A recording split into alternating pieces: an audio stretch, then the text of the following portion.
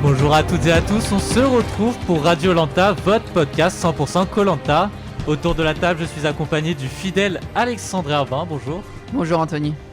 Du magnifique Théo Mouton, bonjour à toi. Bonjour Anthony. Et de deux petits nouveaux, aujourd'hui elle n'est pas régisseuse mais chroniqueuse, Luna Totoro qui nous accompagne avec l'excellent Paul Rouchard, bienvenue à vous. Bonjour. Merci. Aujourd'hui au sommaire de cette émission, on commencera par l'habituel quiz suivi des différentes chroniques présentées par chacun. Et sans plus attendre, on va commencer par le quiz présenté par toi Alexandre. Victoire pour Claude. Y'a pas de fatigue qui soit. Pourquoi ils ont pas en plus? À la fin, il n'en restera qu'un. Alors pour ce quiz aujourd'hui les amis, on a deux parties de quiz, une première partie sur l'épisode précédent et une seconde partie dont je vous dévoilerai le sujet plus tard pour garder un petit peu de suspense.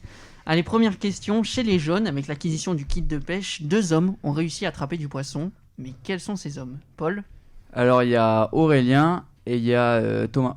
Et c'est une bonne réponse pour Paul, bravo mon cher Paul. Deuxième question, chez les rouges, donc qui n'ont pas eu le kit de pêche, mais Frédéric a trouvé la solution, il a fabriqué son propre kit de pêche, mais quel est-il? Luna? C'est un panier.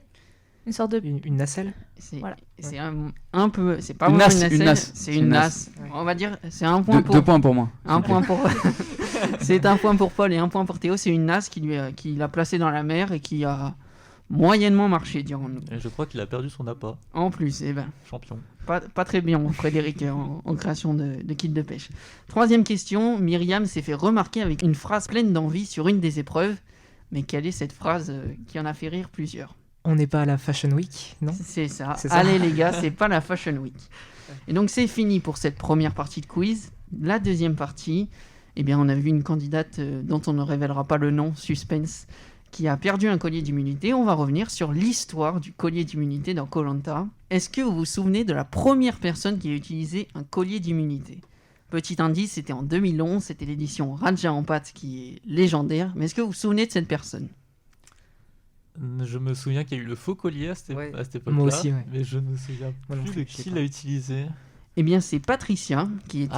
Oui, c'est vrai. Je pense que vous vous souvenez, elle avait fait un long parcours. Oui. Et puis elle n'avait pas dit à ses coéquipiers avec qui elle partageait l'île, alors que c'était une des règles de leur équipe. À chaque fois que quelqu'un avait un collier, on devait le dire. Ils n'avaient peut-être pas compris l'utilité du collier à cette époque-là, mais voilà. Elle était dans l'équipe de Théora pour sa première Tout à fait. aventure. Et quelle transition magnifique. Théora, dans cette édition, a utilisé un collier, mais il l'a utilisé... Bah, il l'a raté, tout simplement. Mais quelle est cette utilisation de collier? Est-ce que quelqu'un se souvient de cette anecdote?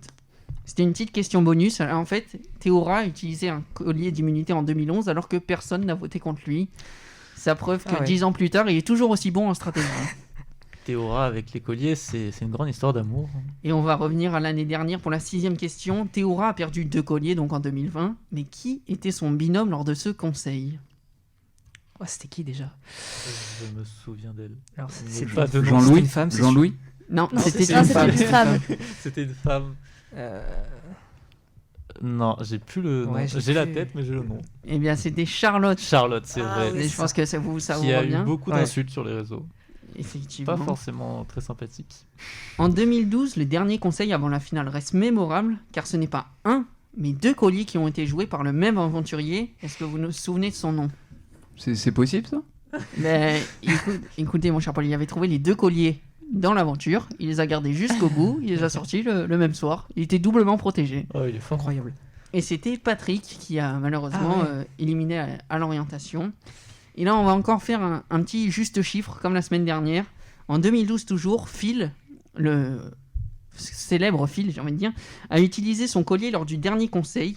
Mais il l'avait trouvé il y a bien longtemps. Alors, combien de temps il a gardé enterré ce collier? On va faire un juste chiffre. Anthony? On va dire 25 jours. Luna? 20 jours. Théo? 18. Et Paul? 3-4 mois. Lui qui a pas compris. Ça fait longtemps, il est resté sur l'île. Une réponse plus sérieuse? Je dirais allez, 16 jours. Eh bien, Anthony, encore une fois, vous êtes super proche. Anthony, 30 jours. Phil avait trouvé le collier au bout de quelques jours. Il l'avait laissé enterrer 30 jours au pied de son arbre. Je pense qu'il y allait plusieurs fois pour C'est vérifier. incroyable. Et 30 jours après, il l'a sorti lors du dernier conseil. Il a jamais été en danger dans toute cette aventure, c'est assez fou. Et c'est le record de la date entre lequel un aventurier trouve le collier et il a joué au dernier conseil, c'est le record. Et voilà pour ce quiz qui a été remporté par Théo, on va dire.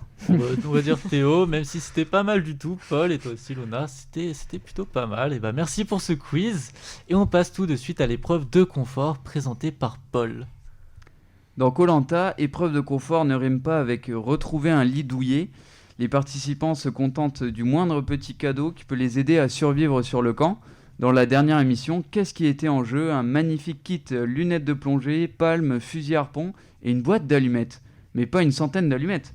2 allumettes seulement. L'équipe des jaunes, qui n'a pas de feu depuis 10 jours, espère donc remporter cette épreuve pour enfin avoir un peu de confort sur le camp. L'objectif, une personne de l'équipe doit briser 8 cibles, dont la plus lointaine est à 14 mètres. Mais attention, l'équipe tout entière est concernée car il faut amener le tireur le plus proche possible des cibles. Seul bémol, un élastique très rigide est attaché à chaque membre de la team, ce qui rend donc la tâche difficile pour le tireur dépendant de ses coéquipiers. Autre contrainte, celui qui vise ne peut tirer que 4 fois de suite. Ensuite, l'équipe doit faire un aller-retour pour aller chercher d'autres petites planches de bois avec lesquelles le tireur pointe les cibles. Les rouges ont désigné Jonathan, tandis que les jaunes ont choisi Flavio. C'est ce dernier qui s'est montré plus rapide et qui a fait preuve d'une meilleure adresse. Victoire pour les jaunes et un ouf de soulagement. Ils peuvent désormais pêcher, faire du feu plus facilement. De quoi se réconforter en attendant l'épreuve d'immunité. Effectivement, Paul, comme tu l'as dit, les récompenses ont été les allumettes en plus du kit de pêche pour les jaunes. On sait que ça fait quelques années que les allumettes sont données à l'équipe qui n'a toujours pas de feu, mais est-ce que au fond c'est pas trop avantageux ? Moi, franchement, j'adore. J'adore parce que ça donne une petite tension. On se demande si on arrivait à craquer ces allumettes. Moi, j'adore. Ça peut donner aussi lieu à quelques petites tensions. Donc, je suis partisan, moi, de ça. Moi, au contraire, je suis pas partisan. Je trouve que ça facilite l'aventure, finalement. C'est plus une aventure. Ça fait quoi ? Ça fait 10 jours qu'ils sont sur l'île, ils ont déjà le feu.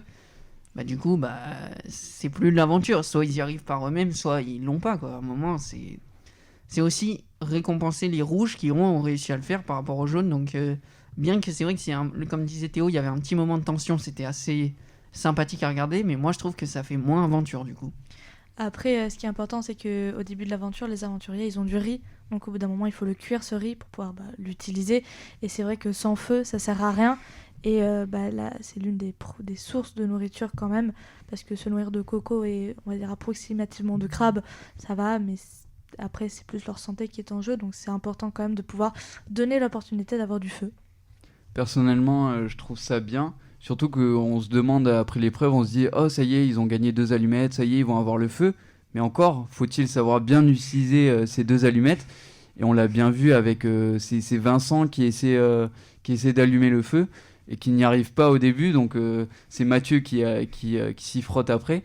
Et donc voilà, si ça se trouve, ils auraient pu ne pas pouvoir bien utiliser ces 2 allumettes. Donc je trouve ça intéressant quand même. Merci, je vais vous demander un travail d'imagination. Dans un autre univers, les rouges auraient gagné cette épreuve et Arnaud le chasseur aurait obtenu ce kit de pêche. Comment on peut l'imaginer avec ce kit ? On le verrait plus sur le camp, il découvrirait de nouvelles espèces, on partirait au large. Il serait allé chercher sa raie. Il serait allé la chercher, il aurait pêché. Il l'aurait ramené pour le camp. Je pense qu'on l'aurait vu plus sur l'eau que sur la terre, parce que c'est vrai que Arnaud, il passe déjà beaucoup de temps sous l'eau alors qu'il a rien pour pêcher. Donc là, avec un kit de pêche, je pense qu'on le retrouvait peut-être au large, peut-être même dans la Méditerranée, tellement il aurait parcouru de kilomètres. Ouais, c'est sûr, on l'aurait vu tout le temps dans l'eau. Je me serais fait beaucoup de soucis, moi, pour la murène. Non, franchement, c'est dommage. À mon avis, il aurait pas ramené 2-3 poissons comme Aurélien. Lui, il en aurait ramené une dizaine. Comme il ramène les crabes par dizaines, ça aurait été incroyable. Et du coup, hâte de voir à la réunification s'il est toujours là et qu'il peut enfin s'en servir et nous prouver qu'il peut nourrir une tribu entière et même plus. Oh, je pense qu'il peut nourrir un village avec ce kit de pêche. Merci à vous. Merci pour vos avis. Maintenant, on passe tout de suite à l'épreuve d'immunité présentée par toi, Luna. Alors l'épreuve d'immunité, une étape décisive de koh, l'épreuve qu'il ne faut pas perdre. Pour cet épisode, les aventuriers ont eu droit à une épreuve d'équilibre, de coordination et de force, un classique sur koh. Le but est simple, se déplacer d'une plateforme à une autre, 22 mètres au total, mais pour cela il faut un équilibriste dans chaque équipe qui devra se déplacer sur des petites plateformes mouvantes tenues par les autres aventuriers. Lorsque l'équilibriste atteint la plateforme, il doit dérouler une corde pour faire monter tour à tour ses coéquipiers, et lorsque le dernier est enfin sur la plateforme, il doit brandir un bois sculpté, et c'est là que l'équipe remporte la victoire. Pour les rouges, ce sera donc Maxine la gymnaste, et pour les jaunes, ce sera Shanice qui s'élancera sur les plateformes. C'est un début un peu chaotique pour les deux équipes, mais rapidement, les jaunes trouvent un certain équilibre et avancent vite. Les héros, eux, ont plus de mal, ils sont désordonnés, et une chute à une dizaine de mètres du départ les déstabilise complètement. Les jaunes prennent alors l'avantage. Shanice reste concentrée du début à la fin, c'est elle qui arrive la première sur la plateforme. Tout s'enchaîne très vite, Flavio est le dernier à monter sur la plateforme. Il brandit haut et fort le bois sculpté. C'est une victoire nette et sans bavure, comme l'a dit Denis. Les toits continuent leur lancée fracassante et le totem se porte bien sur l'île jaune. Pour les héros, c'est une défaite des plus cuisantes, surtout que tous comptaient sur le talent de Maxine, quitte à délaisser complètement le reste. Une terrible erreur. Les voilà partis pour un nouveau conseil. Maxine, qui est gymnaste professionnelle et équilibriste par ailleurs, est-ce que vous avez été déçu de sa performance ? Non, je n'ai pas été déçu, bien qu'elle avait un rôle très important à jouer. Mais c'était surtout la cohésion en dessous qui n'allait pas. Parce que les rouges n'étaient pas dans le truc, ils étaient très désunis et puis ça avançait pas super bien. Donc non, j'étais plus déçu de la cohésion des rouges que de l'équilibre de Maxine qui a fait ce qu'elle a pu. Bien qu'elle soit une ancienne gymnaste, je pense pas qu'elle pouvait vraiment donner la victoire à son équipe. Je rejoins Alexandre sur ce point. Je pense qu'il fallait vraiment y avoir de la cohésion. Et surtout, il fallait avoir des bras. Il fallait être très très stable. Parce que soulever une personne, même si Maxine, elle est peut-être plus légère que Shanice ou quoi. Après, on sait pas. Mais il faut quand même être ultra stable pour pouvoir porter un être humain, quoi. Tout simplement. Et puis je pense surtout ils se sont reposés en fait sur ces acquis-là, sur les acquis de Maxine qui est gymnaste et qui a l'habitude de faire ça. Mais c'est sûr qu'être sur quelque chose qui bouge et qui n'est pas stable, et surtout le fait, on a vu, hein, ils n'ont pas de cohésion, c'était un peu bordélique et tout le monde faisait un peu n'importe quoi, donc c'est pour ça qu'ils ont perdu. Ouais, puis cette épreuve, en fait, elle conforte dans l'idée que les jaunes sont quand même beaucoup plus physiques que les rouges, quoi. Donc je pense qu'ils vont avoir quand même du mal à combler ça dans les prochaines épreuves physiques. Mais surtout, le problème, c'est là où on voit que les rouges se sont relâchés de manière globale. Parce qu'ils perdent du coup l'épreuve de confort plus l'épreuve d'immunité. Peut-être qu'ils se voyaient trop beaux, peut-être que parce qu'ils ont le feu sur le camp, qu'ils arrivent quand même à manger assez bien. Enfin, ils sont assez bien, ils pêchent du crabe, etc. Enfin voilà, je pense qu'ils avaient un peu pris la confiance et que du coup ils se sont relâchés sur ces deux épreuves en tout cas. Et puis comme chaque semaine, hein, une semaine c'est les rouges qui gagnent les deux épreuves, une semaine c'est les jaunes, puis les rouges, puis les jaunes.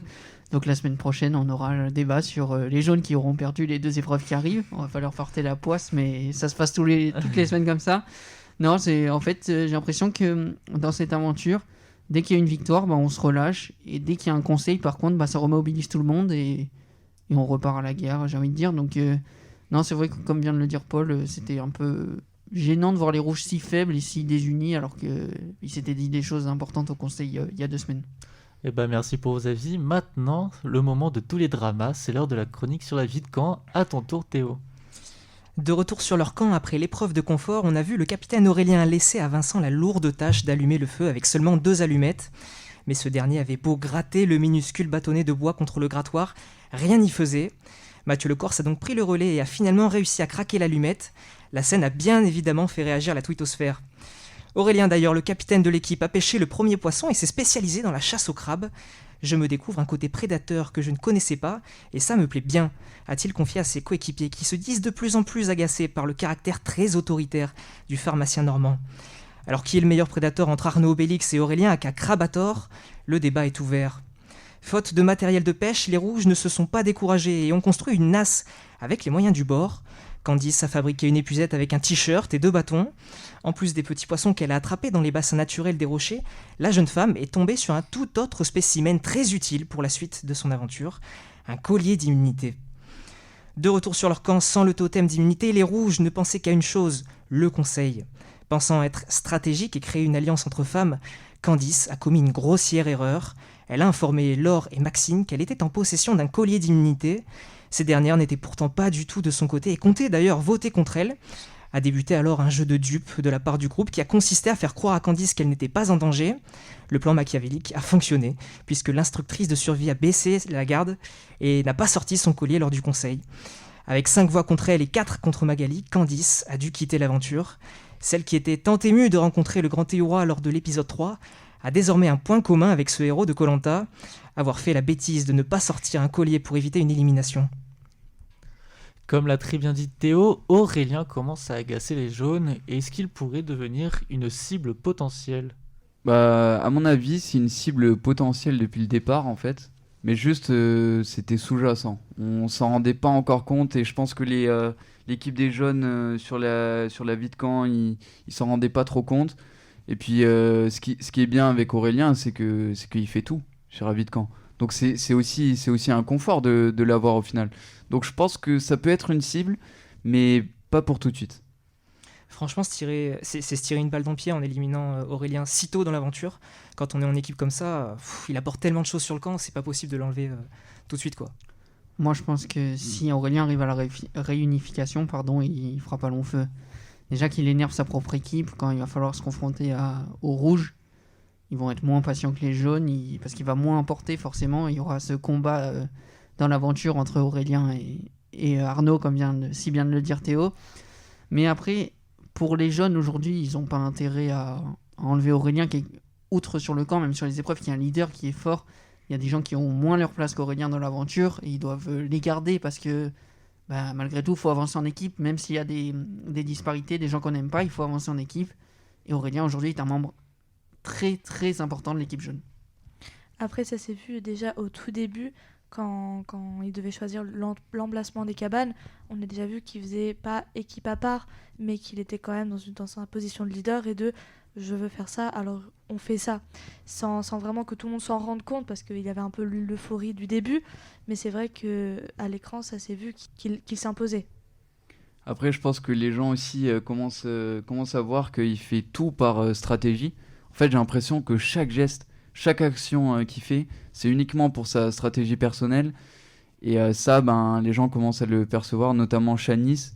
Elle pourrait se prendre la tête avec lui très bientôt, je pense. Et donc, voilà. Je pense qu'au début d'aventure, hormis l'euphorie que vient de dire Luna, c'est surtout le fait que personne ne savait rien faire sauf lui. Donc, manger, c'était lui. Construire, c'était lui. Dormir, des petites techniques de base, c'était lui, comme par exemple compter le nombre d'heures avant que le soleil se couche. Aujourd'hui, après 10 jours, on apprend forcément quand on est livré à soi-même. Donc certains, comme Shanice, commencent à acquérir des techniques, tout ça. Et donc Aurélien, petit à petit, son importance diminue. Et donc il n'y a plus que le côté qui agace d'Aurélien qui ressort plutôt que le côté qui apporte d'Aurélien. Et je sais pas si vous avez vu, mais il avait un peu... il s'était fait un peu pote avec Thomas et Mathieu. Et même Mathieu, il a montré un mini signe d'énervement. C'était très subtil, mais ça a démontré déjà que Aurélien, il pouvait taper sur le système de n'importe qui, en fait. Après Aurélien, je m'en souviens au tout début de sa présentation, il l'a dit lui-même, il n'hésitera pas à trahir les siens juste pour gagner. Ah mais bien sûr. Donc il met en place sa stratégie petit à petit et ça va venir. Et j'aimerais avoir votre ressenti justement sur Aurélien qui est souvent critiqué sur les réseaux sociaux. J'aimerais savoir ce que vous pensez de lui. Moi je pense que c'est un très bon aventurier, mais beaucoup trop autoritaire. Et que le fait qu'on lui donne le rôle de capitaine, il a pris la grosse tête entre guillemets, et que en fait j'ai l'impression qu'à chaque fois que quelqu'un chez les jeunes fait quelque chose, il est obligé de donner son avis parce qu'il est le capitaine. Donc pour moi, je sais pas si c'est une erreur en tout cas, mais le fait qu'il prend trop son rôle de capitaine à cœur, moi ça me dérange parce que je pense qu'il y a des gens comme Flavio que personnellement, bien qu'ils viennent de chez nous, j'ai découvert à cet épisode avec sa magnifique épreuve de confort. Et il y a des gens comme Flavio, je pense, qui pourraient apporter quelque chose aux jaunes et qui sont trop réservés à cause d'Aurélien parce qu'il prend trop de place.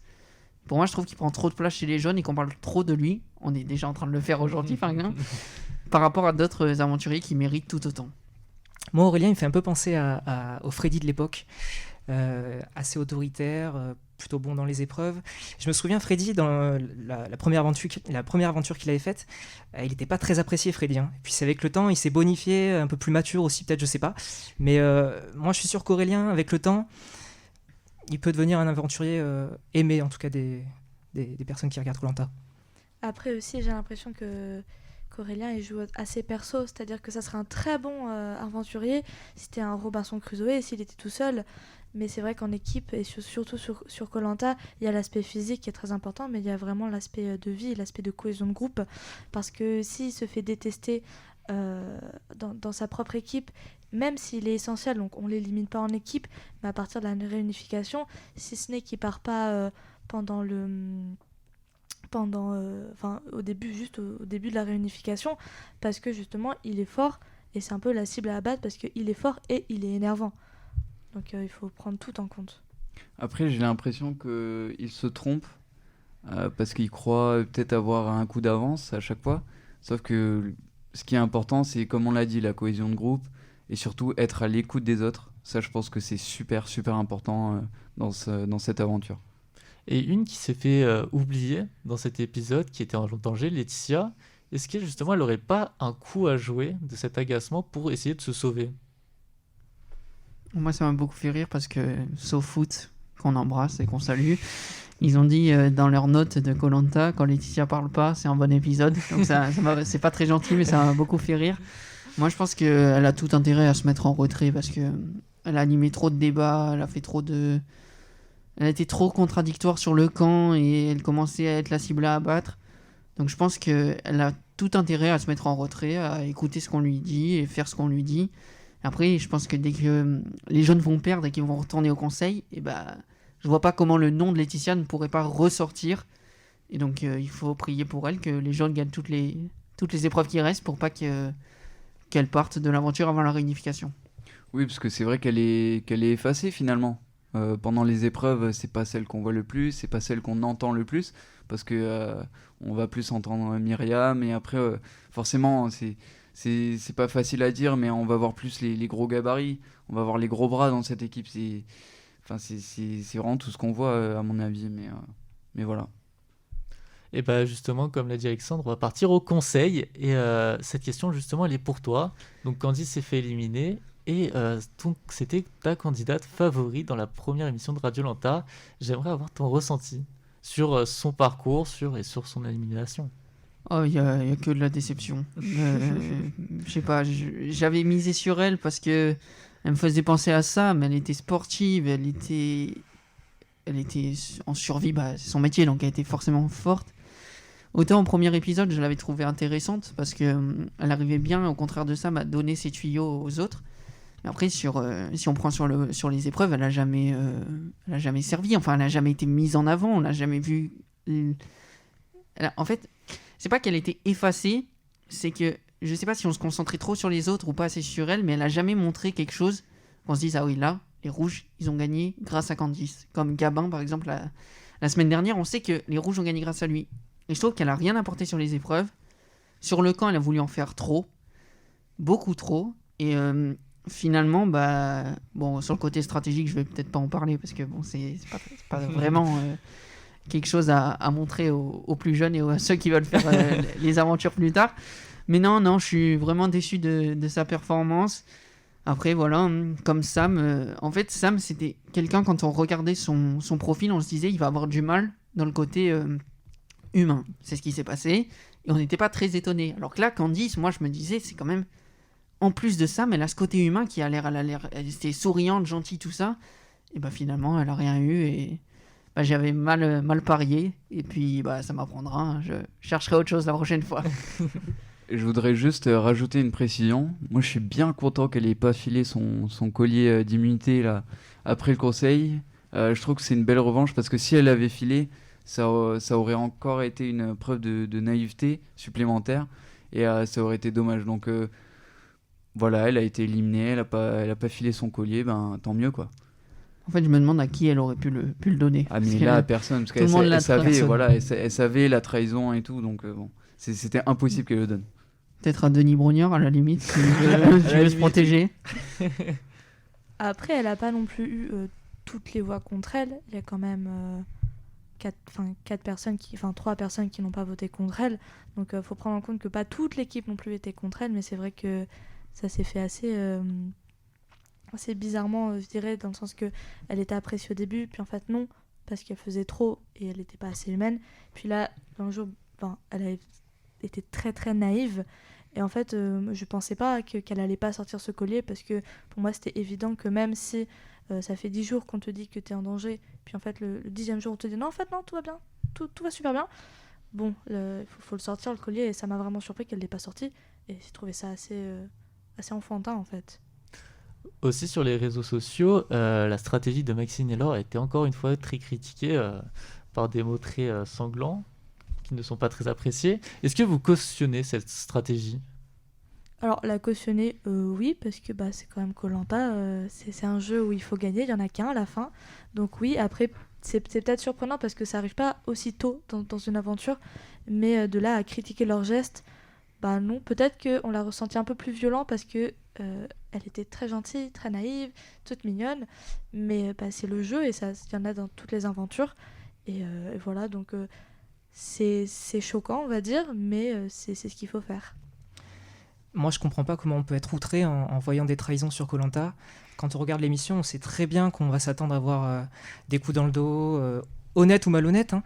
D'ailleurs, même les plus grands candidats de Koh-Lanta ont tous, à un moment donné, dû faire face à des choix stratégiques pour avancer, à part Théoura, mais sinon, tous.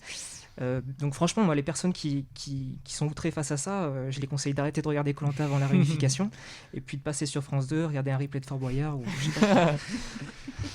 Comme le dit Luna et Théo, Koh-Lanta, c'est pas fait pour être moral. Comme je le disais à Alexandre tout à l'heure, on n'est pas là pour se faire des amis, donc non, pour moi c'est pas une trahison, quoi. C'est juste le jeu. Moi j'ai trouvé ça magnifique, personnellement. ça m'a vraiment plu, parce que comme vient de le dire Luna, c'est super rare là, c'est quand même le 3e ou 4e, bon, ça fait 10 jours qu'ils sont là, et 10 jours, établir une stratégie comme ça, moi ça m'a plu, ça m'a diverti, j'étais content. Puis après voilà, c'est sûr on peut être un peu triste pour Candice quand elle enlace Maxine et Laure. On se dit fais pas ça, quoi, pas maintenant, mais bon voilà, on peut être un peu triste, mais comme vient de le dire Koh-Lanta, si vous trouvez que les stratégies c'est pas bien, allez voir Fort Boyard, ce qui est un très bon programme. Ah oui, oui. Et puis surtout, la trahison, elle a été quand même apportée sur un plateau d'argent. C'est-à-dire que, après, on sait pas, nous, on n'a qu'un certain point de vue choisi par la production à nous montrer. On sait pas l'entièreté de ce qui se passe sur le camp, mais je pense que c'était gros en fait comme chose. C'était vraiment gros, et moi je comprends toujours pas comment elle s'en est pas rendue compte, mais de là on va dire, à être énervée. Je sais aussi qu'il y a des internautes qui se sont attaqués à des proches des candidates, et donc ça c'est pas cautionnable. Faut pas faire ça, faut pas faire. Non, faut pas du tout. Voilà. Donc les gens qui sont comme ça, arrêtez de regarder l'émission, c'est mieux pour nous. Pour clôturer cette émission, on va se projeter sur l'épisode suivant. Coup de tonnerre, comme dirait Denis Brognard, un double conseil va avoir lieu, un après le jeu de confort et l'habituel conseil après l'immunité. Et j'aimerais vous poser une question, est-ce que ça apporte quelque chose d'avoir ce double conseil ? Moi, j'adore parce que c'est naturel, il n'y a pas de stratégie. Du coup, on voit quel est vraiment le candidat qui est le plus en danger naturellement, quoi, sans les stratégies. Et c'est hyper intéressant, moi, je trouve.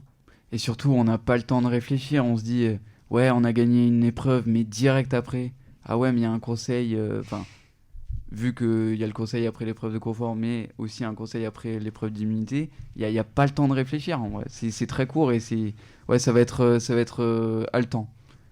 Comme vient de le dire Paul, ce qui est mieux, c'est qu'il y a toujours au moins un épisode où le conseil est directement après l'épreuve d'immunité, parce que il s'est passé beaucoup de choses avant, et pour que la production accélère.